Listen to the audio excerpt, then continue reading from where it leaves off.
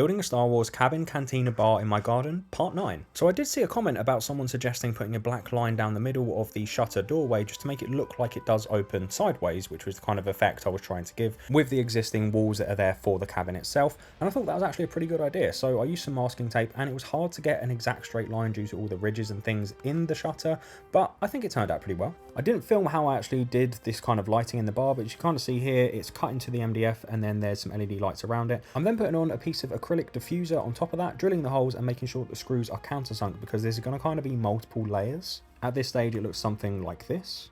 I'm then putting on a thin piece of hardboard that I cut earlier with a hole in the middle, a lot like the kind of tables you see at Ogre's Cantina in Galaxy's Edge, very Star Wars-y sort of thing, and then using that as a template for a clear piece of perspex that will go on top of that, because obviously the hardboard has a hole in the middle to let the light through, and then the clear piece of perspex will go on top to make sure if there's any drink spilled, it won't damage the lights or the bar or anything. It's all very waterproof. Then using some no-nails to glue down the piece of hardboard, as well as then drilling and putting some screws in just to make sure it's definitely on there. Whilst I let the no-nails dry, I decided I was going to paint. Basically, I've got these foam yoga blocks and I thought they'd be really good for going around the doorway to get that kind of Millennium Falcon kind of doorway feel to it. So these are going inside in the internal oval doorway. This is what they look like when they were done. This was a few coats of gloss on the top because there was a logo from the yoga blocks on there, and then just painting some black lines around that oval doorway so the white blocks just kind of stand out a little bit more. During the time I was doing that, I'm now pretty confident that the hardboard is securely glued down, so now I'm doing the same with the clear piece of perspex on top.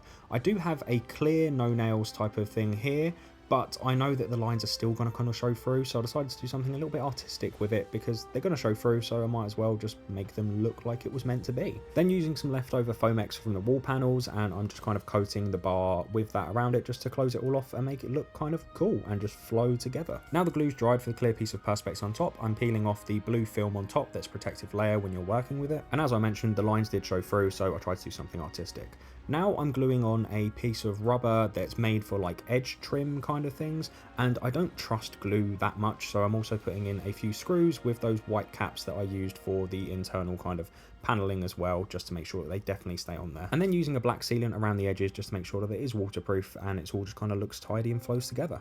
Now to upholster the seating booth. So right now I'm putting on some upholstery foam, and then on top of that I'm putting on some wadding. I didn't have enough wadding, but I thought if I did it in a certain way it would just look kind of cool, artistic once it's glued down. It's a theory anyway. I then realised I needed more white leather upholstery for the seating booth, so while I ordered that and it was on its way, I decided to paint the blocks for the internal doorway with a white plastic coat gloss. It took a fair few coats to get them covered and to look all kind of smooth and white, but it worked eventually. And as it was a nice sunny day, I decided it was time to paint the roof. So the roof is felt, and I have the B&Q colour matched masonry paint that I'm putting on top of that just to make it look like it all kind of flows together, matching the stone cladding that's outside. I started out by trying to use my paint gun, but it didn't really cover as much or as easily as I wanted it to, so in the end I decided to just get a roller and just roll it on, and it came out much better that way. Then once all the blocks were painted white, I decided to glue them onto the internal doorway. This is an oval doorway, not a round doorway, and it is highly inspired by the Millennium Falcon back when Lando had it, and it was a much cleaner kind of look. Then back to upholstering the seating booth. I had to put some headphones on because the staple gun I had was very loud. I'll admit that I did overestimate how easy it would be to upholster this,